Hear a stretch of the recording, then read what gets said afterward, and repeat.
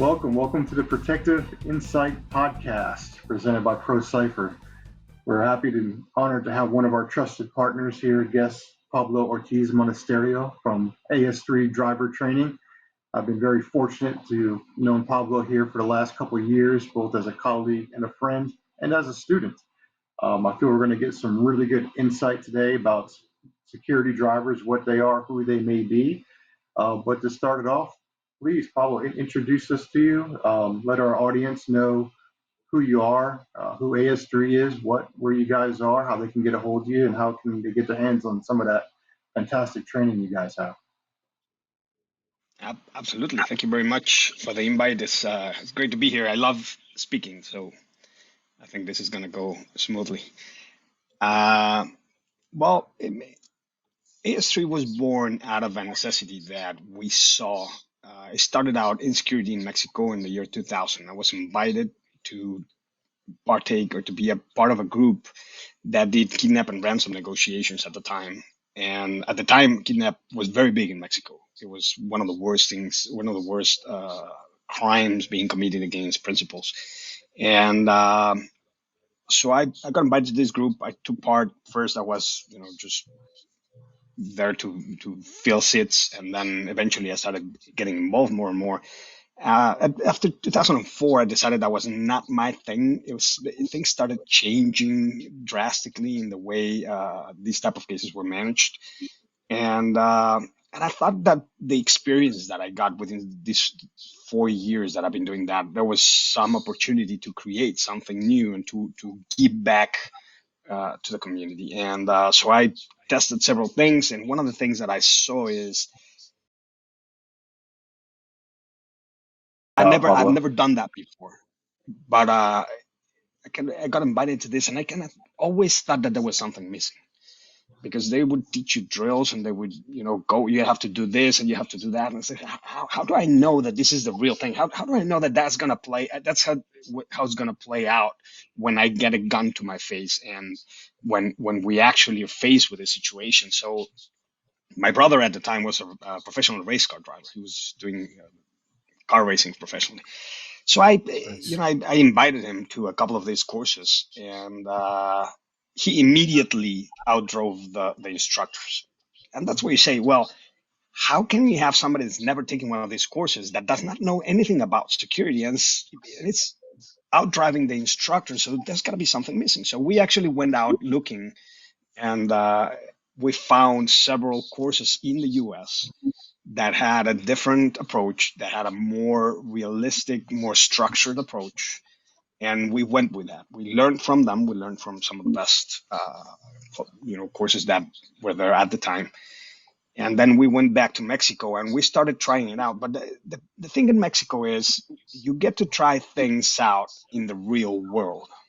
It's not just the track. Is they go out and they get into trouble and they come back and they tell you about it. Not all of this trouble means they got shot at, although a lot of people did. But accidents, things that we thought that didn't play out as we thought they would in the real life. So we started adapting this to the point where we realized that the key to what we did was in measuring and creating a real measure in terms of what the skills that we were building were like. And for that, we reached out to the racing industry, which invests the most money per mile probably in measuring their drivers and trying to improve skill. And we borrowed some of the technology, the telemetry computers that they use, and we brought it into the security ambience. And so we started trying out the drivers, and we started noticing that even though we did all these drills and all these scenarios, the skills were not there. So by using these computers, you can actually tell that. And so we redesigned most of our courses to build a mindset instead of a specific skill for a specific scenario. We switched the way we saw things because we got involved and with a lot of people that you and I have discussed, Jim, like Lieutenant Colonel Dave Grossman. I started getting obsessed with the presentations and the studies of Colonel John Boyd from the U.S. Air Force.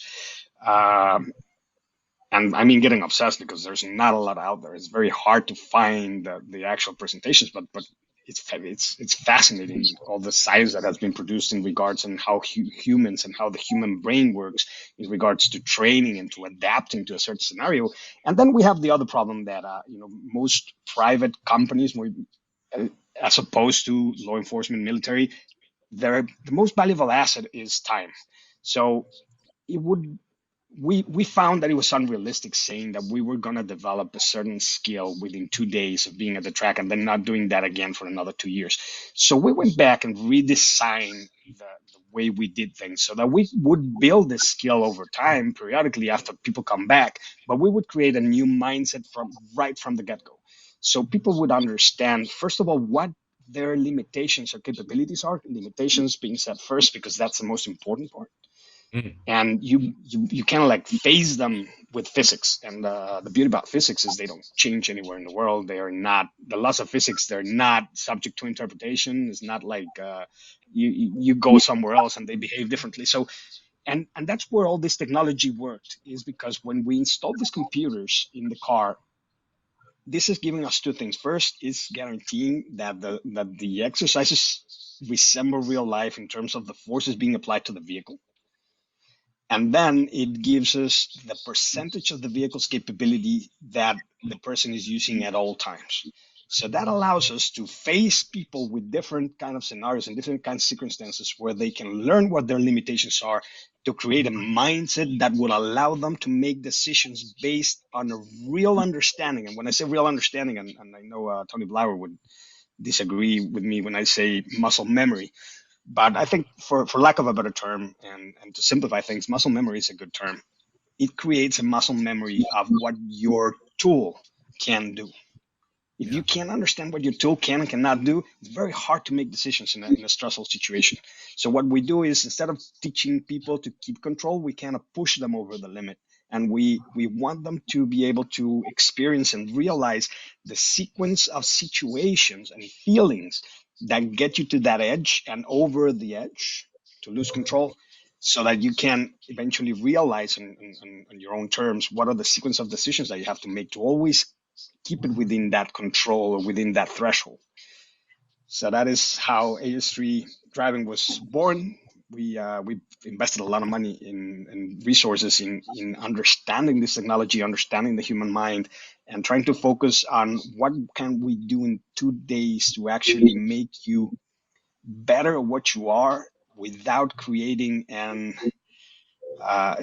how would you say, like it's called an unconscious incompetence, according to Noel Birch. something we're talking about, right? And so it's very dangerous when you go out into the world thinking you can do something you cannot do. And, actually, I think it was Ralph Waldo Emerson that said, "It's not what you don't know that gets you into trouble; it's what you think you know for a fact that just ain't so."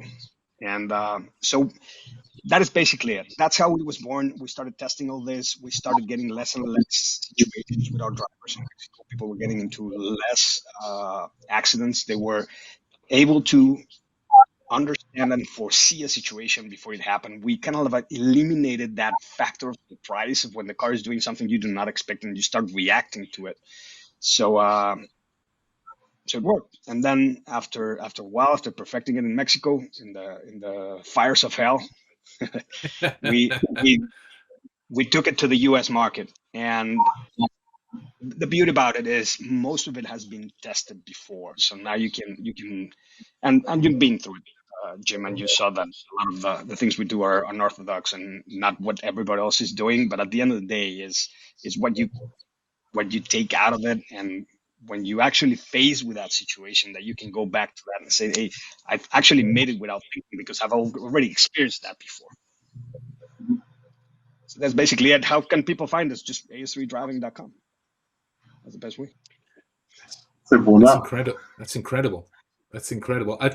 For me as well, that's such a vital part of training of all sorts that is missed. That kind of inbuilt pressure testing of what you're going to do. You know, you're very often equipped with a 1 or 2 day seminar on something, and then gone, best of luck, on you go. See how you deal with this in a real world practical scenario. Right. So to have that built into your training philosophy, your training as a whole, I just think is awesome. That's really cool. And I think the other thing was understanding what in Mexico we call the 95% fallacy. And it's that people in executive protection spend 95% of their time training for things that they will not use in 95% of the situations. And that when actually they will need to use, they will fail at using them in 95% of the cases. And that's because they are so scarce. We go with all those in conscious. It's actually called the availability heuristic, right? We tend to remember things that are more impressive, kind of like kidnappings and attacks and things like that, more than the fender bender, more than the people that the accidents that happen every day. We kind of like normalize that risk and tend to put it in a second tier to what we see in the movies and what we think is going to be the worst case scenario. And that worst case scenario might never come. Better to train for the most likely event, and then that worst case scenario, whenever it comes, it's going to be a lot easier because you understand what you can and cannot do. 100%. And I think that's probably one of the biggest things we see today, right, Pablo? Is like as far as like a trend. Um, to steal a term from Mike Pannone that he recently used, I absolutely loved. If you saw these Instagram and social media instructors and all these new companies popping up with all these great courses, it's entertainment, right? It's entertainment under the guise that they're training. And I just saw one not too long ago from some people that we know out there in Arizona showing a video of this course, and they have a vehicle stop. It looks like they were ambushed, and then everyone in the car has got mock paint on them. They've all been shot and blown up. And this is for EP training. And I'm like, well, last I checked, our EP teams weren't fighting wars in combat where they're going to see like these mass casualties with guys wearing ballistic helmets and everything and having to treat all that, right? That's not going to be our job, is to stop and treat, right? If we're protecting our principals and moving our teams, we're not there. We're not the medicals. We're not a corpsman. We're not in a war zone. But that's the stuff that seems to sell. And Yes. I think, And they actually talk about high risk environments like Mexico where something like that would happen. And I can't find one. I mean, in Mexico, there's been some really hard ambushes, but I can't really find one that actually looks like what they're saying here. no, and that's like the biggest issue that I see with all this is, like you said, is they're taking all this, right? They're taking the what if game, which you should be playing in a healthy, realistic manner, right? Of taking those probability things of what we may see, what we may experience. So if we're a driver or EP driver, say in the US, then there's certain things. What are the trends in the state that you're going to? You're out there in California, we all know there's certain interstates that are parkways. Okay, well, what should we be training for? I don't know, maybe evasive maneuvers, understanding lane changes, how to get on and off exits, or what we need to do and how those contingency plans. Are we given enough spacing in between to move around to give us an egress? Or are we going to sit here and some other things I've seen and gotten videos on of guys being ambushed and being shot at and trying to fight from inside a vehicle, which is a really unrealistic manner in itself. And it's like, that's not I do come what. from a place where you do get into that kind of situation where you get ambushed. And let me tell you something. Once you're ambushed, once that vehicle stops, there's nothing you can do. It doesn't really No, matter what are your skills. You can be Delta Force. You might have the best skills in the world. But once you're in that situation, they usually outgun you. They usually control the environment. They control the situation.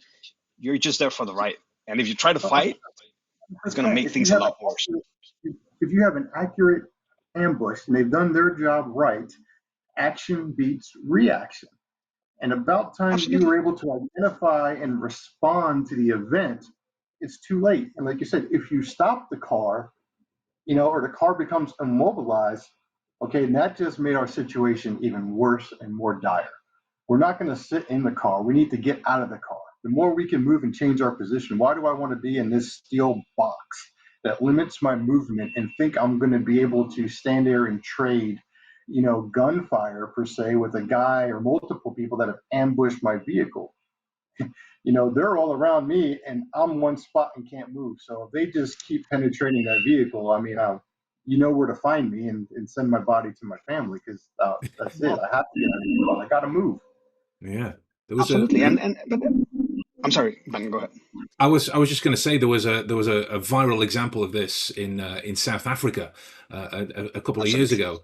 Yeah. There was a vehicle moving money from bank to bank, from shop to shop, and as they're driving down their motorway, their freeway, I don't know what it's called in South Africa, you can hear the pop pop pop towards the side of the vehicle, and the driver, his only concern was about giving himself enough distance, enough room, that him and his partner, they can make their escape, they can make their egress, right? It's for the protection of themselves. The money can be replaced.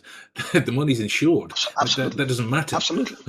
Yeah. But here's the thing. Coming back to what Jim was saying and using your example is, uh, in Mexico, when you're planning something like that, first you have to understand what's the motive, right? You have to define what are the motives that people might have against you. If somebody wants to kill you, it's very hard to mitigate that. It's because and thankfully most of the situations that you have is kind of like what happened in South Africa. It's about the money. It's not about Mm. killing them. It's about the money. They might get shot to be able to get into that money. But then you have the right tools. If you're in Mexico, and I can give you several examples, like Secretary of Public Safety of Mexico City, the Secretary of Public Safety of Morelia, the Secretary of Public Safety for Tijuana or Baja California in Mexicali, and all of them have something common. They were ambushed, they were shot at, and they survived. And it was not about the driver. Um, maybe in the case of Baja California, Manuel Diaz Lerma, it was about the driver because he always kept that vehicle moving. But the one thing they all had in common is they were all driving in armored vehicles. The only way that hit is not going to be successful is if you're moving in an armored vehicle. Otherwise, you've lost because that. Mm.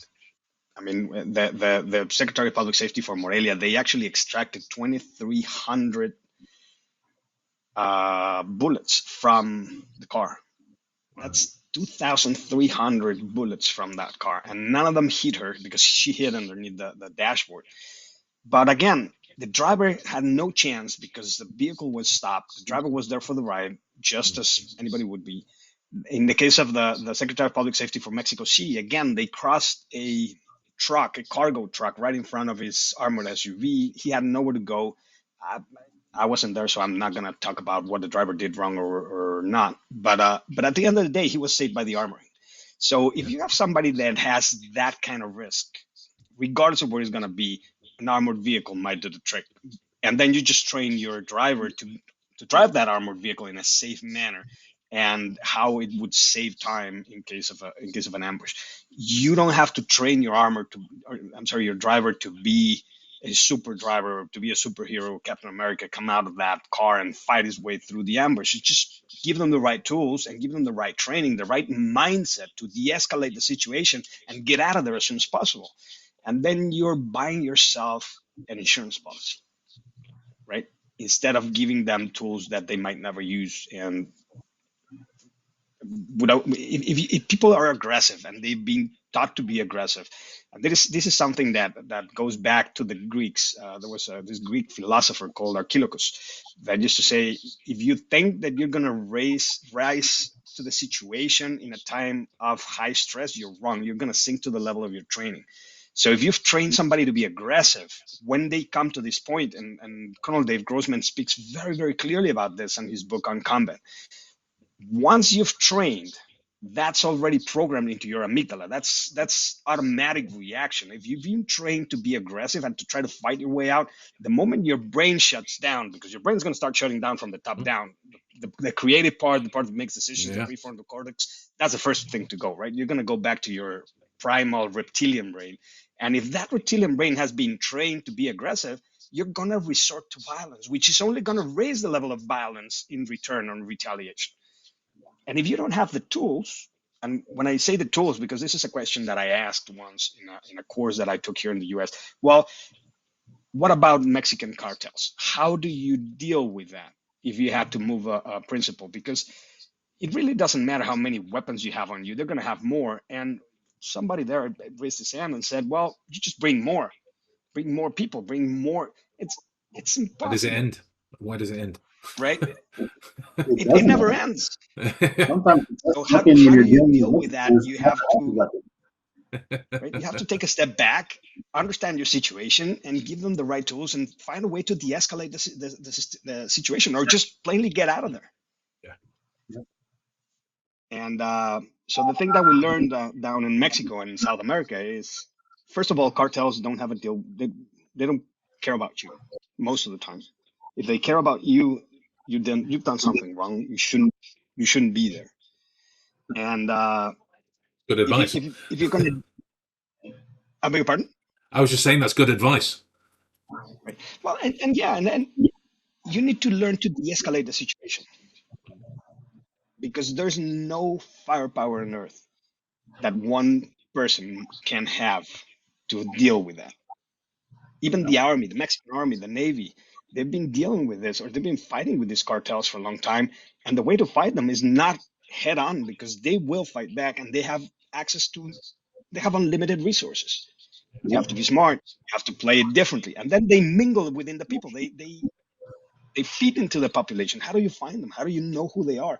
So if you have a principal that has to go to a very dangerous place where he risks being kidnapped, what do? Well, you talk to the locals. You find a way to get them there, de-escalate the situation in advance, and then assess the risk in a real way, not in a way of how you're going to fight them, because you're not going to be able to fight them. You need to de-escalate the situation. You need to deal with them. You need to let them know in advance, in some cases, that you're going to be there and that you have nothing to do with them, that it would not interfere with their job. That's the government job. That's the police job to deal with them. You just want to be there.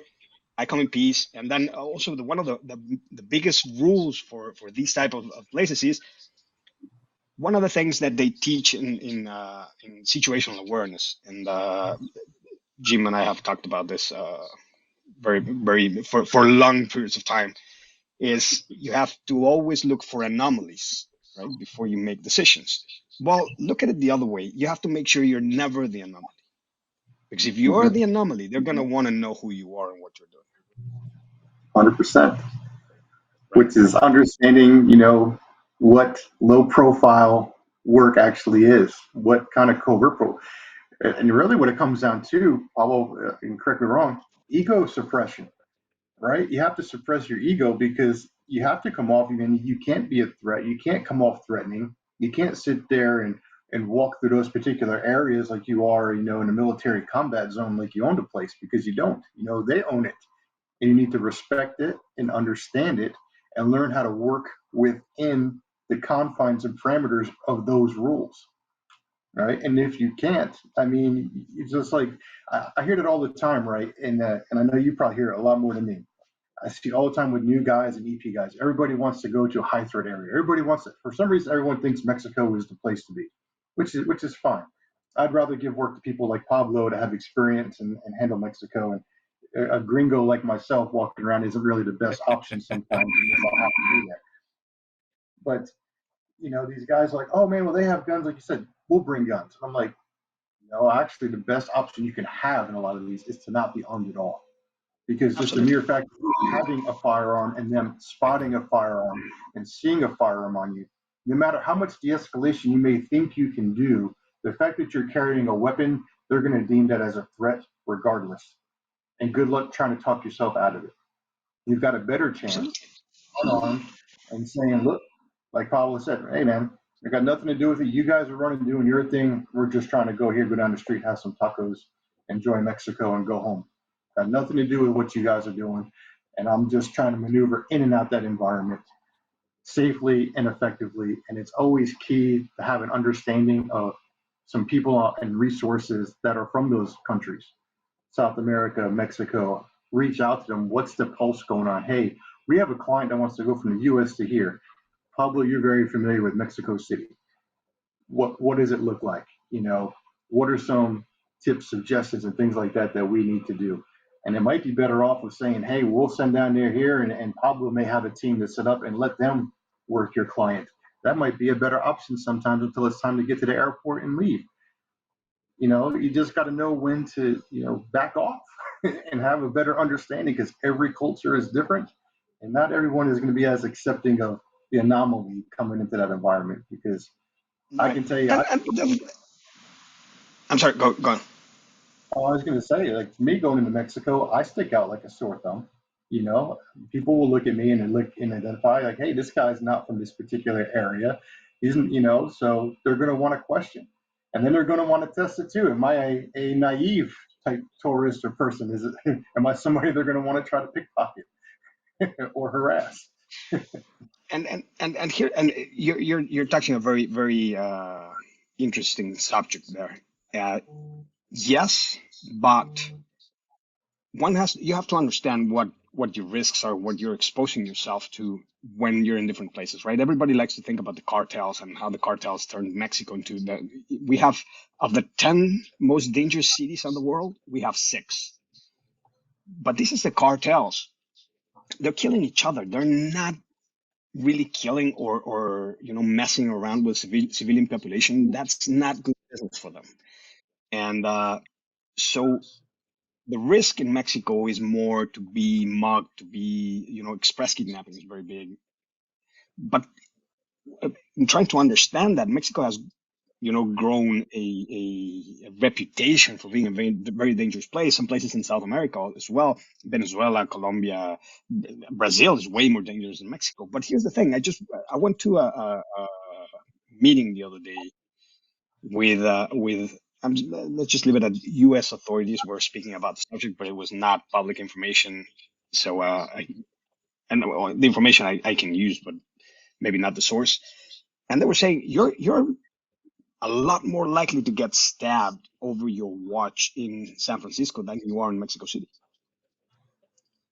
So the way we measure risk has to do with the news, right? What is the thing that makes us uneasy is the cartels and the firepower and their capabilities, which are enormous and they're sometimes unmeasurable. But the real situation in Mexico against regular people has nothing to do with that. It has to do more with regular muggings, robbery, car theft, express kidnapping. Express kidnapping is huge in Mexico, and because kidnapping used to be huge, but now they realize it's easier to just pick everybody at random, take them away, and based on what information they have on them, they will decide whether to keep them and negotiate afterwards, or to just let them go. And most of the time, it's just your watch, your wallet, and if you can go around to ATMs, get some cash out, and that's about everything they can think they can get or they want to get. But the problem is when you mistrain, when you don't realize this, and we just had a situation with the president of a major media company in Mexico. He used to do mountain biking with his friends, and they were out in the middle of nowhere mountain biking, and they had this his driver and his bodyguard following them on an armored vehicle from a little distance, and somewhere in the middle, as I said, they were in the middle of nowhere, and somehow someone saw them and thought that it was a good opportunity to get himself a new watch or maybe some cash. So he went there and tried to rob them of their belongings, whatever they had on them. And the driver's reaction was to escalate the situation, get his gun out, and try to stop the thing. So here it was a very good lesson for people that think that they can drive and shoot. He couldn't. He not only did he run over the principal's bike and split it in half with an armored vehicle because he couldn't control that. He shot his rear view mirror off, and he shot his principal in the stomach. Didn't make it. So when they did the first, when you hear on the news is this guy got robbed, and the robber, when he saw that he had protectors and protection, he shot him and ran away. And then when they did the ballistic test, it turns out the bullet came from his own driver that was trying to shoot the bad guy with his left hand, shot the rear view mirror, shot the principal, and the bad guy actually made it out and got away with whatever he could get, and the principal died. And that was just part of what we're talking about. If you teach violence, you're gonna get violence. You escalate a situation that would have ended with he might have lost his watch, and it was probably not a very expensive watch because nobody goes bike riding with a Rolex, right? They go usually with a Garmin or one of those things that give you your vitals. Yeah, like a smartwatch. Exactly, the smartwatch. So Well, and we can get on and on and on with different situations. When we've seen really violent ambushes, it usually has to do with government officials or army officials and people that have some kind of influence in which uh, they have something to gain by making a big show out of the situation. Very, very, very seldomly you will see somebody that is not in the public arena, is not into politics or law enforcement to get ambushed that way and killed that way. Not here, not in Colombia, not in Brazil. Usually it's a lot quieter. So, and that's why we switched, and we've been doing a very, it's a titanical labor or goal to try to change or to shift paradigms and to change the minds of a lot of the people that actually go through training. And in Mexico, we found that our biggest uh, or the people that are listening are usually the CSOs, the people that make decisions within the company, which are Mm. usually people that have a wider understanding of risk, and their paradigms are a little bit different. And little by little, we have been able to reach to these people and say, you don't have the time to teach them special operations. You don't have the time to teach them how to jump out of a helicopter while holding their gun in the air, right? You have to teach them the things that will save them from the biggest risk they will face as drivers. Our job right now is to teach people how to be good drivers. We not only teach the professional drivers, we also teach the executives. 80% of our work is the drivers, but the other 20% is the executives and their families. We actually teach them how to do this themselves, because the thing that kills most people in the streets in Mexico and in the US is accidents. There's 48,000 people die every year in the US from traffic accidents. And if we want to look at how many ambushes were successful in the US last year in killing VIPs, they're probably zero, right? While you have the other 48,000. So we have to focus on the most immediate risk, which is sometimes giving them the skills to be able to foresee what the vehicle can and cannot do, so that they stay out of risky situations where they can actually be responsible for getting into an accident or being part of an accident, which would kill their VIPs. And then once you have that, the mindset that will allow you to decide whether it's a good idea to run and on a pursuit where you might be able to outdrive the other driver, Mm. has to come from that mindset of understanding what the vehicle can and cannot do. But that has to come from muscle memory, Mm. for lack of a better term. Well, it sounds like too, coming from having a realistic driving program, right? A good understanding of the role that you are undertaking. There's a difference Absolutely. between a law enforcement police officer driving a car and an EP professional, or dad just driving down the street. They're all going to have a unique variation of a role, but they're going to also have all the same fundamentals. And that's what I love what AS3 does with how you guys have incorporated the tech.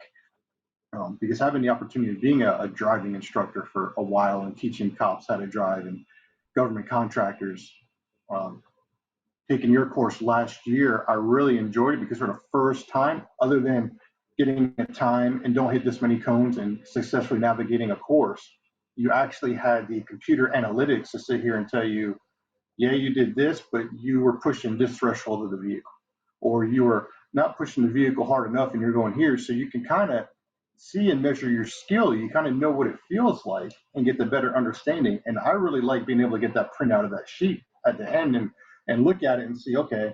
And then the other part that I really love for me personally, because I am a competitive person, is I like seeing how it tells me the rest of the class and how they averaged and how I averaged against them. So it lets me know, Absolutely. okay, where am I at? And I love you guys have computed a actual percentile that you have to go through to meet what a minimum standard is for a security driver. And I look at it as that's a minimum standard, right? And and I think minimum standard is a term that has driven me nuts. Like it drove me nuts in law enforcement in Virginia per se, because they give you a minimum standard to pass driving and firearms. And Mm. what I never liked about it is that when there's a minimum standard, people only tend to teach to that standard. Uh, what I like with AS3 is there's a standard there, but you have a window where you can excel above it and see and push it. Because like you said, Under stress, we're going to fall to our highest level of the training. Well, if we're only training to that 70%, say in Virginia on the firearms range, and you got that officer that struggles and finally passes with a 70%, well, under stress, that shooting score drops about 30%. So your 70% shooter who's barely hitting a target 70% of the time, now under stress, when they're maybe being shot at or have to draw their weapon or use it in the safe life of others, is now a 40% shooter. I personally don't like those numbers. I don't like those numbers and knowing that that's someone that's there to set me, which is why with the departments each side I work for, we always push for, yeah, the state says 70, but you're shooting 85. If you want to get on a SWAT team, you're shooting 90 to 95, because we need to be the exception and not the everyday thing. So that would lead me to, can you define, because you guys deal with the security driver aspect, what in AS3's definition, what is a security driver? And since you've touched so much on the mindset part of it, what are those mindset components that makes a successful security driver? That's a good question, and actually, there's a lot of information out there. But security driver, in my opinion, and in our experience, is, and I borrowed this term from the industry, is somebody that can get you safely from point A to point B and has the necessary skills to face any challenges that he might face within that point A and point B. Being an accident, being a threat, being de-escalation of situations, being facing an ambush, even in some cases, right?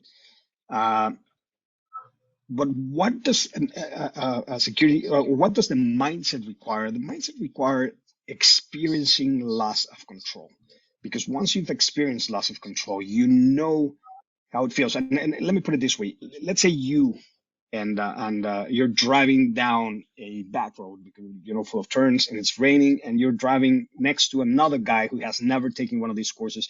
You come at the same speed to a corner, and then you start losing control because of the loss of grip on that corner.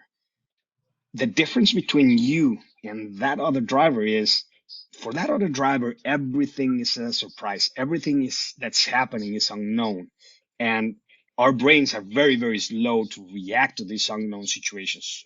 Dan Kahneman refers to system 1, system 2. Your system 1, based on heuristics, it goes very fast, doesn't really need to make decisions. But system 2 needs to analyze the situation, right? So system 1, your downstairs brain, which is your amygdala and the stem of your brain, usually doesn't analyze much more than the information it has on hand. The problem is, that other driver is going to start analyzing the situation and trying to make the best decision based on common sense. But common sense takes a long time. So by the time he comes up with a solution, he's already against the wall or against you. While you saw that situation starting to develop, your downstairs brain, your automatic brain, recognized it from where you did that before, and it's going to know exactly what's happening and what comes next. So it's going to brace for what comes next, or it's going to react to try to bring it back to the area of control. And this is something that the Society for Automotive Engineers published a while back, is that regular drivers use 40% comfortably, use around 40% of the vehicle's capabilities. And it's when that vehicle starts going above 40% that is doing things that they do not expect it to happen. So when you go to driving school, you get to know what control feels like and how to stay within the rules, but you never get to experience what out of control feels like and being able to anticipate that situation as it's going to play out through the whole process. So that's what the mindset is all about. It's knowing what comes next at every step of the process and knowing what you can do to bring it back to your comfort zone so that you can get out of that situation. No, I love it, because I see a lot of time with a lot of new drivers in there. They have a hard time seeing past the headlights, right? They're always like looking here, like near, instead of having their eyes up and out, looking to look through reading the traffic. So many people are slamming their brakes because they're so quick looking here, but no one's looking down the road and seeing what's going on around them. How, like you said, understanding the skill set of, you can start anticipating, we can start predicting behaviors on the roadway. Go ahead, Pablo. I know you got a thought on that. Because when what you're talking about is, when you're driving, you're making decisions in the future. you're looking into the future, because whatever you're looking at within 2 seconds is going to be where you're at, or you're going to be where that's at, right? So the farther away you see, the more time you're going to give yourself. Because if you see an accident, or if you see a blockage, something that's blocking your way that is 5 seconds away from you, you're going to have all those 5 seconds to do something. The problem is how fast you're going and how fast you're going to get to that point exactly, right? So if you're doing, I don't know, 60 miles an hour, and I'm not going to get into the math because my brain works in kilometers. That's always a problem. Crossing the metric line over here for the UK. Exactly. The US is the only country in the world actually that still uses the imperial. We are the children in the world. But when you're driving, everything that you're doing is feet per second. So if you don't understand that you have to make decisions now that are going to play out in the future, and we're talking about 5 or 6 seconds, and 5 or 6 seconds can be 100 to 200 yards from where you are, or 200 feet from where you are, depends on how fast you're going. It's going to be really hard to make those decisions in time. And even when you're giving instructions to the vehicle, right? Let's say you're doing 100 miles an hour, and when you turn your wheel, you want to switch lanes, you turn your wheel, and to your brain that happens instantaneously because you just move over to the next lane. But if you look at the distance while the mechanics of that turn happen, because at that moment you're going to turn your wheel, it's going to send the order to the system that moves your wheel, going to push the rods, going to push the wheels, then the tire is going to eventually catch up with the wheel so that the car starts moving. It took fractions of a second. But when you're doing 100 miles an hour, that's going to be several feet. And within those several feet, a lot of things can happen. And that's some of the things that you have to understand when you're doing the course, is you have to turn at least 3 feet from the cone, because if you turn right at the cone, by the time that process takes place, you're already on top of the following cone. So you have to start looking into the future, giving yourself time. So the farther away you look, even on the corners, the farther away you look, the better, the more time you're going to have to make those decisions. And again, that is something that you only acquire over training. And you were saying about how people get to a certain percentage and then they're going to drop, and especially when they're under stress. I'm going to give you a terrible. I have some terrible news for that. I just read a publication by the U.S. Army Research Institute for the Social and Behavioral Sciences that said that over time they've been able to measure how much of the skill that you practice in the course is lost over time, and 40% of your skill is going to be lost within the following 6 weeks of that training. So whatever you learn, 40% of it, you're going to lose it within 6 weeks, and then it's going to start slow decay until it's completely lost by 52, 57 weeks. So that's why you have retraining programs. With the mindset is not necessarily the case, because and then we have to come back to the basics, to what we were talking about earlier. When you're training a security driver, you want them to have a certain level of skill, that's for sure, but you want them to be able to make decisions based on their limitations more than on a skill that they might no longer have.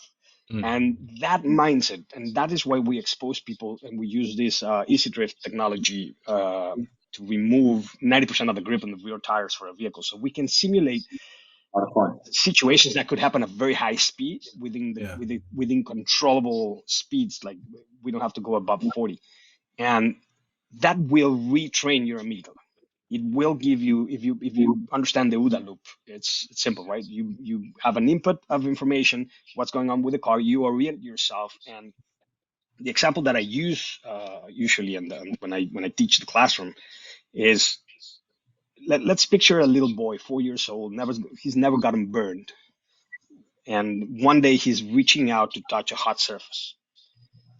So the input says that thing is irradiating heat, but there's no paradigm, and the orientation part, there's no paradigm to tell him that burns. So he's going to make the decision, and he's going to actually go ahead and touch it. He gets burned. So that's the most important thing about the OODA loop. It's a feedback loop.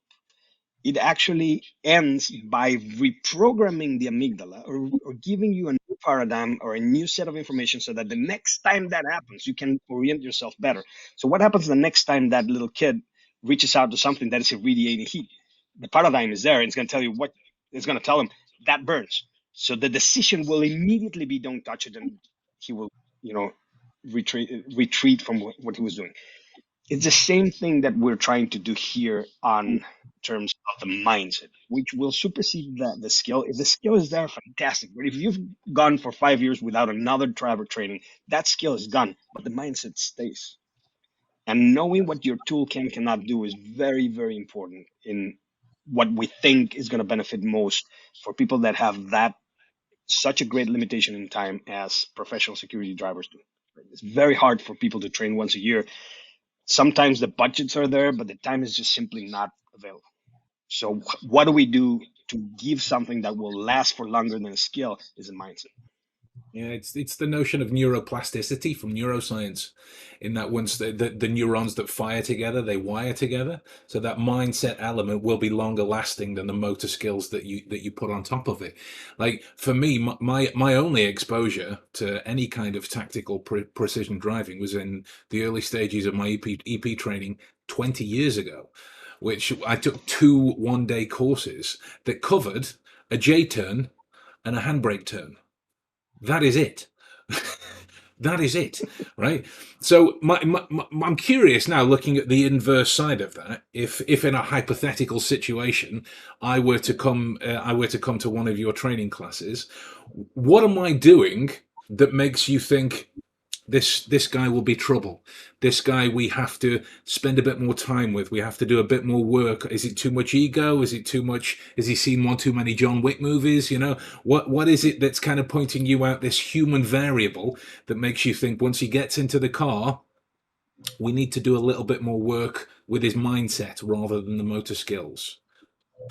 Our biggest ally in that regard when it comes to egos, because everybody has big egos, and that is another misconception that we have in society, is that men drive better than women, and that's absolutely not true. And I'm going to tell you why. Because women don't necessarily have that necessity to prove that they're good drivers that men have, Mhm. and they pay a lot more attention. But our biggest ally when it comes to someone that comes and say, "Hey, I've been to combat, I've been law enforcement, I know, and I've done," is Isaac Newton.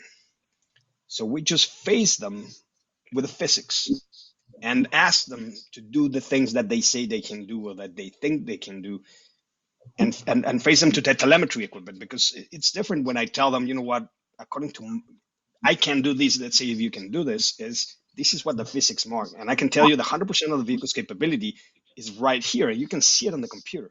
Yeah, If you go above it, it's not going to be possible. gotcha. And then people that have a big ego will try to go above it, and will try to show people that they are better drivers and that Yeah, they can do things that nobody else can do.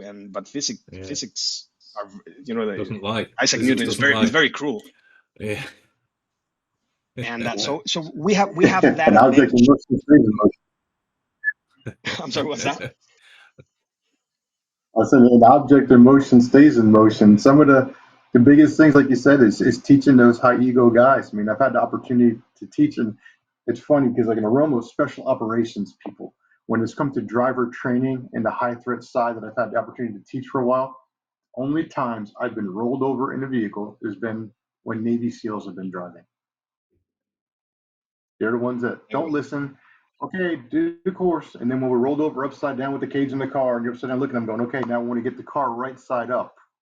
We're going to listen and do what I instructed you to do the first time, right? Because now we've created like That what you do is not work.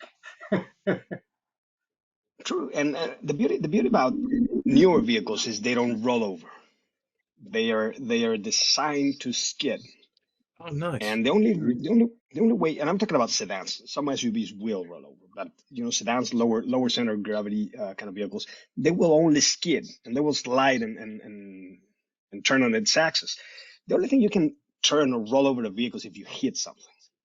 So since we don't have that risk anymore, unless we're driving an SUV or it's an armored SUV, which is even worse. But if we're only driving sedans, what we will do with somebody that has a big ego and thinks that they can do things that they cannot do or that they're not possible, we'll just let them try it and skid that car until they're satisfied and ready to pay attention. And usually that involves a lot of frustration. But there's another thing that we explain to them when they get to the track is our courses are frustrating because we are dealing with physics. We're dealing with things that are unmovable.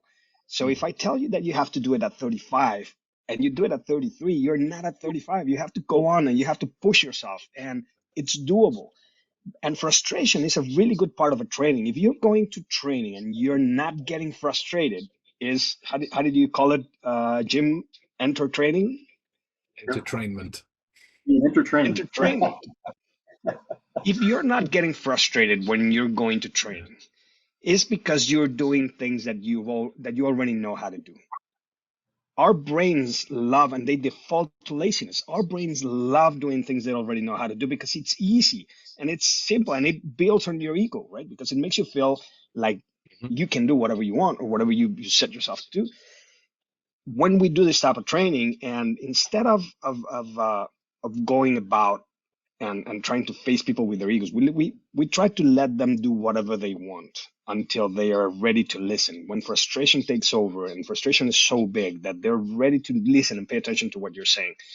Again, going back to the rules of it's called deliberate practice, right? We go one by one. We go very slowly. Your mind is very, very good at speeding up. It's very bad at slowing down. So we start by going slow, and then we start developing from there. And what comes out in the reports, and where you can find this type of situations, is one of the things that the report will give you is the top percentage or the best percentage that the person can achieve in a different types of scenarios, different types of stress. But it will tell you how many times it took them to get to that point. And it's going to compare them to the rest of the group. So a person that can do 90% of the vehicle's capability, that's fantastic. But how many times did he or she had to try to get to that percentage? And that is what is going to give you the level of skill that they came in with, and to start with the course. Usually what we're going to look for in the long run is a decrease in the amount of tries that this person is having. Right. So if you came for the first time and it took you 25 times to get to the 80% that we want. Yeah. And I did not set the 80%. That was kind of like a standard when we got there. We just developed the technology to measure it accurately. And so it took you 25 times to get to that 80%. What I really want is to see you come back in 1 2 years and have you do that in 8 tries instead of 25. And that means that, like you say, that your brain is firing together, is creating those pathways or those connections, and it's myelinating or isolating those pathways so that they fire faster and more efficiently. So that's what we're looking for, is progress over time. And the mindset right from the get-go. We will expose everyone to go against their own limits, against the limits of the car, experience what cannot be done. We no longer do J-turns or the handbrake turns. First of all, there are no more handbrakes. They took all the fun out of cars. They got rid of the handbrakes. And so now you have no other option but to go forward. And but we do teach them a lot of reverse, and we do teach them. We use the Easy Drift driver training system that will remove 90% of the grip, and that will feel like you're doing a handbrake turn, but without any control. And controlling that gives you very, very fine driving. And at the end of the day, when you build those skills, you get a lot of added value skills that you were not training for. But it's kind of like when you do the wax on, wax off, it kind of like you just build them. It's like when you teach with the Easy Drift, you learn to drive softly, to not transfer the weight of the vehicle, to avoid that car skidding, and that translates into courtesy driving. Because one of the things that the principals complain about the most in our line of work is getting car sick because the driver is driving too aggressively. And the problem here is when you're driving, you're not experiencing what the person in the back is experiencing, because you are looking into the future, as I talked about earlier, you're anticipating that situation. You tense your muscles when you turn and you stay in place. But the guy that's not paying attention is not going through the same situation. So he can feel every little movement. People starting getting car seat. They start complaining. This guy is too aggressive. He wrestles with the car every time he's driving. And the easy drift will give you that fine driving skills that we need to develop as well for customer service, which is also very important in our line of work. Love it. 100%. No, I love it. Um, Absolutely like that, because it's like trying to train guys. A lot of guys like to mash on the pedals, and it's different when you start teaching them like you can actually curl your toes in your shoe, on the brakes and stuff like that. You can actually maintain and keep the vehicle level as opposed to smashing the brake, dipping the nose down. Then you lose all that, and then they wonder why they lose all this different skill when it goes into a turn or cornering, because of dip down, physics, right, Paul? I mean, all the weight comes forward there. Well, you're not going to have it. But if you can keep the car level and smooth, then you can navigate turns and move a lot better. And it's understanding those finesse points, I think. It's Newtonian again. Yeah, and I enjoyed it because I actually finally, after a couple of years of knowing Pablo, I finally got to take their course last year before the Close Protection Conference. So I got to take part in the 2 days of driving. So I got to see that and see some of the different egos around in the industry today getting behind the wheels, and you had different variations, and some, as Pablo said, some took a long time for a forward serpentine. I mean, I think there was one that took them like 25 tries to match what the course needed to match in order to get it to show consistency. Because what I love with what Pablo sets up too, it's not that you drive through the course once, like a lot of other driver training, law enforcement training that I've seen and gone through, is you go through, you meet that requirement at one time, and it's like, oh, you're good, you pass, and they chalk it up, but they don't really put it. What I like is they have to do it consistently. I believe it's 3 times in a row, at least minimum, to show that they understood, demonstrated, and now can do it consistently, right? Once is luck, twice is skill. Yeah, see, there you go. So yeah. It's kind of like building, and it goes back to what Ben said about myelinating that connection or that brain wiring. If you do it once, it fired, but it just remained on that. So you do it twice, and ideally you have to do it 3 or 4 times, or 5 times, or 100 times, right? And the more you do it, the more it's gonna build that white stuff around that wire connection that's going to make it faster. It's going to make it more automatic. But being realistic, and since we don't have the time to do that, we have to go with, you do it 3 times, you're good, you'll come back, but it creates the mindset. You failed at it so many times that now you know what failing at it means and what the consequence will be if you fail at it in real life. Right? Yep. And that you do see out there. Especially you see a lot of guys that haven't really driven a car backwards before. Or you take someone like me who's been teaching for a while, but the way we teach in law enforcement is we look out the rear window. So in this course, we had the opportunity of using side mirrors and rear view mirrors, which is stuff that in law enforcement training or even driving certain types of armored vehicles, you don't have a back window to look at, so it's like you have to use these side mirrors. And Pablo was nice enough to humble me on one course. I think I got the video somewhere where as I was driving backwards, he slapped the mirror on me and took my mirror away. and I almost made it. I almost had it time to make it. But it was but it was a good learning point because he said, okay, the mirror is gone, but then adjust. So it was, stick your head out the window and look out behind you. Don't get stuck still staring at a folded mirror that's no longer of use to you. It creates that, okay, this happens, like Murphy's Law with us earlier, right? Okay, we need to go to the next step. What's your next option in order for you to successfully navigate? And that's what I like, is that the out of the box thinking. It's not just cones on a course and this is what you're going to do and this is what you got to get to do. It's actually science backed. It's based on physics, skill. And I'm a firm believer, Pablo Incarnado, is like, if you don't have the right attitude, then there's nothing I can do for you. But if you come in with the right attitude, you might not know, a brake from a spare tire, but I can teach you the skill. I can't get the attitude. I can't have you in the right mindset. I can give you the tools, but if you don't have that part of it, then the skill is not going to come. Skills I can teach you all day. You got an open mind. I can take you to a drive range. I can teach you how to shoot. I can teach you how to drive. Then we can teach people how to interview and interrogate. But it comes down to, where are you at up here when it comes to how you acquire the knowledge? Are you accepting of it? Are you understanding of the teacher? All the driving schools I have, and I like it because Pablo had a different approach, a different methodology, slightly different ways that I teach. Some of the courses that we did, I've seen before, I've taught them and driven them, but now I had a different process behind it to take back with me and go, I like the way that they interpreted that. I like the way that they're teaching this. And then you start adding it and putting it into what you do. And now we're constantly learning, and that's why I love having these conversations with you, Paul, because I always get something new out of it. And then actually getting to be in your course, putting it together, it was more than just us talking. Now it's like, okay, let's go put it on the track. And I was saying I did okay.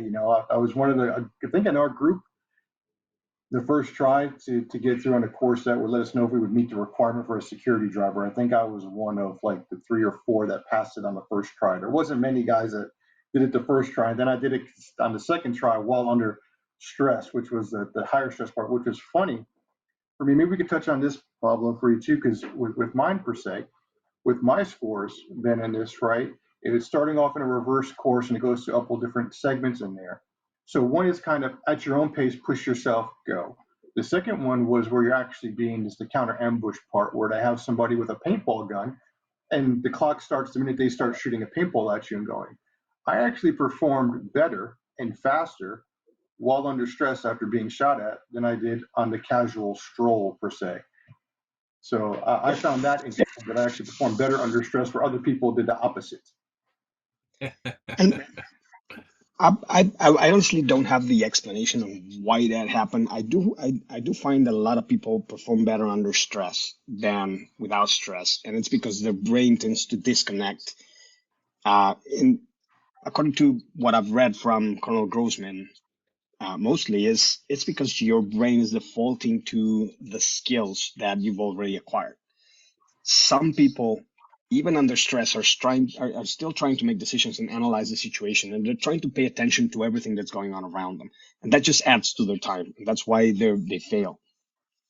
And in a couple of situations, we have had people that have their brain have completely short circuited, and we have people that have slammed on the gas and off they go because the brain takes them some time to actually realize what's going on. Yeah, it's And the everybody reacts different. like I say, that's the old Mike Tyson quote, right? Everybody has a plan till you get punched in the face, and that's like Until the you get punch in punched in the the face, face. you know. But And then then you've as got stress fight, inoculation fight, happens, fight, you should, freeze, So yep, it's like, what do you have, fight or flight? And I think that's kind of ingrained in you. And I think the freeze happens as if you never experienced before, so you don't know whether to fight or flight, so you get stuck, and you're frozen because the brain just shuts down because it does no file to pull from and go, what do we do here? And it just they just crap out right there and just get stuck. yeah, and usually the people that have gone through stress inoculation training are usually the ones that react the best under stress because they have that kind of they have that kind of programming where the brain shuts down and they start doing things. Where people that have never gone through stress inoculation, the brain shuts down, but they're stuck. Mm. And they're trying to analyze the situation. And one of the things that we see here quite often is we try to open the doors for people. I don't know if you saw that or if we did it at the course that you were at, but sometimes we just come out of nowhere when we have the paintball gun, and we would just open the door, pull on the handle, and open the door because most people forget to lock their doors, and just shout, "Get out! Get out! Get out!" A lot of people freeze in that moment and they look at you and it's kind of like you can see their eyes moving, trying to find the answer somewhere of Mm-hmm. do I go, do I stop, do I get out, do I pay attention? It's kind of like, but usually people that have gone through stress inoculation will immediately take off. They Yeah. won't look for that answer. It's called heuristics, right? You go for the heuristic, is take off, go. And Move, get off the after X. You you've got to get gone off the through it, X and get out of the way. exactly. And after you've gone through it a couple of times, people start reacting better. Yep. It's about reacting and doing the right thing. The problem here is, and we don't want to push that very much because we're creating a skill at some point, and we don't want people when somebody comes up with a gun and you're in the middle of San Francisco and somebody comes up with a gun and says, "Get out." And if you floor it, you're going to run into the car in front of you, and you're just going to make a mess. Well, if you get out, you might lose your watch and your wallet, and that's it. And that's something I liked from Mike Pannone on one of the conferences that he did, that he said that he came back from being Mike Pannone, Delta Force, on tour several times, and then come back home being reconstructed, because he actually got reconstructed most of he the got blown up. He said it's aftermarket. And then realizing that he's this little girl's father, and his new skill that he has to learn is how to surrender. And not everything is a fight, and sometimes it's better to surrender, it's safer to surrender. And going back to what I was talking about earlier, you have to look into the motive.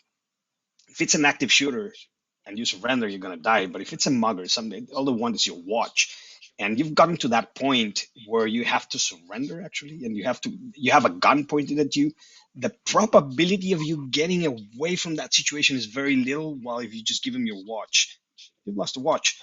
But and I talk about this, and if they go to the people that are listening, if they wanna listen about the stages of execution that we have tested and tried in Mexico thousands of times, is at EP Access, my course in security for the security professionals. Talks a lot about this and how so many things have to fail for you to actually find yourself in a situation where you have a gun pointed to your face. And the moment you have that gun pointed to your face, your best bet is to surrender. Unless it's an active shooter, of course, because the motive changed. But if the motive is economic, if somebody, a homeless man in San Francisco gets a knife, puts the knife to your neck and says, "Give me your watch," you can try to fight that knife off, right? But the probability of just giving him your watch and walking away from it, it's a lot safer. And it's Newtonian. But so many things have to have failed. I beg your pardon? I was just going to say it's Newtonian again. Speaking of physics and Isaac Newton, I think it's the second law of motion. For every action, there is an equal and opposite reaction. So for that, for the homeless man with third law, excuse me, for the homeless man with the knife, what is the equal and opposite reaction to that would allow me to move away from it in the safest manner possible? If it's a watch, cool, I'm gone, done. Yeah, just it's a smart. You lost your watch, but you have to do a lot of things wrong to get that to that point. So if you train yourself in situational awareness, and if you train yourself in certain habits that you have to incorporate into your daily life to kind of like become the worst possible business for that man to actually pick you as a victim, then you're safe, or you're generally safe. Your risk 100%. Is a lot, or the odds are a lot better than the opposite. So we do talk a lot about that, and it's been tried. As I said, the main risk still here in the U.S. is getting robbed or getting carjacked, or people want whatever you have on you at the moment, and the probability of you getting stabbed over a watch in San Francisco is a lot greater than for you getting stabbed in Mexico City for a watch. Maybe because in Mexico City nobody fights the robber, right? Everybody just says, "Hey, here, take it." But because we've had it for so long, we know how to deal with it. Yeah. But I do think that's important to understand. It comes down to planning. They say, piss poor planning leads to piss poor performance. You're going to San Francisco, do your due diligence and the homework on it. And you're going to make, what are those common things there? And then your situation is going to dictate your mission, right? What are you going there to do? Exactly. What's that there that would dictate that? And then the environmental stuff that also will. Why would somebody approach you to steal a watch from you? 100%. Eisenstein. That might be. Check it out. But that might be where I wear the cheap watch or the Garmin and not wear like a $7,000 Breitling. All these watches. It really doesn't matter, right? Because let's say I have a $7,000 Breitling and you have that smartwatch, and we go to San Francisco, and the moment I get into the car, I take it off, I put it in my pocket, and you only have your cheaper watch. You're a better target than me because they can't see mine. That's true, but you're better looking too. You look like someone be worth robbing. That's the best kind of compliment, right? No, but I think we can do a whole other episode on that part, on the prevention and planning and all that. That's a very 100%. Extensive, and that's one of the subjects where we have the most experience on. But then again, though, what you hit on there with that key point, right? That's you planning, right? We're going to San Francisco. The probability of me getting, held at knife point for my watch is likely. So what am I going to do? not wear a watch. You know, what was like Mr. Miyagi back in the day in the Karate Kid? You know, the best fight to be in, you know, you don't be there. You Yeah. know, it's like I tell people all the time when I'm teaching firearms classes, you get a text message, you're going to be in a gunfight tomorrow in a Walmart parking lot. What are you going to do? And you'll get various students, oh man, I'll be there and this and all. I'm like, no, man, Don't you go go. show up in the Walmart parking lot. You go shop at Target. You go somewhere else. Like, why would you want to be there and be in a gunfight? You know, so if you do the planning and have information and know how to process the information, that's you planning and mitigating to reduce the likelihood and chance of you being selected as that guy that's going to be held at knife point. I mean, and again, that's mindset, right? And I love that It is because Mike is great on that with the whole surrender part, because that is key. It's knowing just because you've been trained to fight, know how to fight, doesn't mean you have to fight. Which is why nobody in law enforcement could ever understood, those of us that were defensive tactics instructors and all this, why we weren't having the use of force incidents. Why weren't we the ones fighting everybody? Because we understand force, we understand the tactics, we understand the escalation, and we know that fighting is the last resort, you know. But it's the ones that are untrained and uneducated are the ones that seem to escalate and get themselves or others hurt in those situations. The more training you have, the more options you have, and the more you know, hey, just because I'm trained in this level of skill doesn't mean I need it all the time. It's a good to have. Absolutely. And instead of turning this into a nice chat, let's set a date for a second podcast if you want, towards the end of the year if you want, and I, we can go over all of this and some real interesting examples that we've seen with our clients. I would love it, because we're going to see each other again in Texas at the conference. I know you're doing another 2-day driving course out there. So maybe We this go are around in December. We're doing another 2-day course, and then we're doing we have several courses. We have 2 days in Northern California in July. We have 2 days in Southern California in October, and 2 days in Texas, in Dallas, in December. Yeah. And then, of course, we have plenty of training in Mexico for those people who want to, have a very shiny. I've got to come to Mexico resume. And try out the training there, because I know I will see you in Texas before the conference, and just to kind of take it in. I'll help you out if need, but just to see what students there, and I think it's just more stuff we can get in and dive in. And again, it's been great having you. It's been a great conversation, and I hope everyone listening here understands and looks at, although we're looking at things from the security driving aspect, some of the key things that kept popping up is the human elements and things, the human behaviors, right? The ego suppression. I loved how you touched on Boyd's UDA, the decision-making process. That's everywhere. The right attitude. That's all the stuff Ben and I get in and tuck into when it comes into, if we're teaching behavior profiling, if we're teaching interviewing, how to converse with people. All this stems from the same core key concepts, and Pablo touched on situational awareness. That's huge. But it all starts with our own awareness, right? Because you can't be situational aware if we don't have our own awareness yet. So once we know ourselves, understand how we work, how our brains work, and open ourselves up to that learning and growing, then we can start being situationally aware. We can start becoming a better security driver, a better executive protection professional, heck, even a better valet at a hotel. It doesn't matter what industry you're in. It all comes from mindset, human, everything in between. And I hope people are kind of seeing how this all comes together. And it's been really great, Pablo, having you. It's been a great conversation. I can't wait to see when this comes out and then putting things out there. And I'm looking forward to, we'll set something for the end of the year, if not sooner. I know I'll see you and talk to you soon, and we'll put something together, because I think we can dive more into not just the driving aspects, but we can really dive into the mindset parts and stuff. What do you think, Ben? Absolutely. It's been amazing to listen to you speak. It's been an eye opener for me, given that I am the ignorant Englishman in the scenario. I'm stuck over here in England. We drive on the wrong side, right? After all, and to have too many regulations. Absolutely. But yeah, it's the overall factor is it kept coming back to humans have an influence on this. Humans have an influence on this. If you don't get your mindset right as a human, you can't. Everything starts with, Homo sapiens, and the fact that we can really open out all of these differences and the nuances that maybe aren't as touched on as much because they don't feature as heavily in the entertainment side of whatever bloody YouTube video somebody's fascinated with at this stage. right? The fact that we can deal with practical applications of material that works, why it works, and look at the reasons behind why it works. Chef's kiss. Chef's kiss. And you know what? And I have nothing against people that want to have fun and want to go ram Of cars course. and things like that. And by all means, do it. But just be aware that what you're learning is not real life. And technology advances, things like that. We talked about how they took away all the fun from a vehicle by removing the handbrake, the e-brake. So I mean, we have to work with what we have, and all these fantasy things. If you want to go out and train to be able to kill zombies, by all means, but be aware that that's not real life. And Well, then you got to see where it's realistically applicable, right?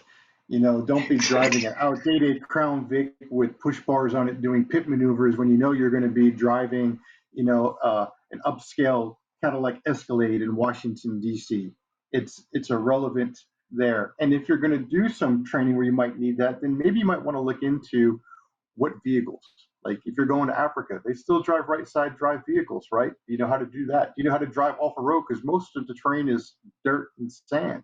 If you're constantly driving on the pavement, doing all this other stuff, but then you go do something and you don't know how to get a vehicle stuck out of soft sand, well, your training's been kind of irrelevant, right? So I would say, well, we could probably agree on this is vet the training, right? Is it relevant and applicable to what you do? Vet the instructors. Do they have the experience, knowledge, and expertise in what you're trying to learn to develop the skill? And what's their curriculum look like? I don't think there's any harm in that. I think if I message you, Pablo, and ask you for a curriculum of what I should expect to learn, I know I would get an email back saying this, and this. But there's been people absolutely. I've sent and said, hey, I'm interested in your course. What can I expect to learn as a student? And I get some kind of smart aleck response or no response. Well, then you're answering it for me because you should be able to tell me what I should be able to learn. What am I going to be able to apply? What kind of skills am I going to be able to expect to start getting comprehended and be able to develop? And that's what's missing out here today. They're not giving context. They're shooting what stuff that looks fun and cool, but it's not relevant, and you're not creating any good fundamental skill set, which I will say you will get that and then some if you have the opportunity to take a course at AS3, because it gave me a bunch of insight, and I love the fact that I can actually see. It's not guessing. Like I said, you didn't knock over any cones, and you did the course in less than 2 minutes. You did great. However, if I did that same course to Pablo's measurement, I come to find out that I really sucked and maybe got a 30%, even though I made the time, but I didn't meet any parameters. I didn't test the vehicle the way that it should, let alone I don't have the skill to maybe get there. So I always say that, vet this, look it out, check out AS3 Driving. Pablo's team, those guys are great. And there's going to be plenty of opportunities you'll be seeing posted, I'm pretty sure. Hell Pablo, yeah. thank you. Absolutely. We'll be happy to see you all, and I really enjoyed the conversation. It was great. Thank you for inviting me. Us too. Thanks again, sir. Bye, everyone.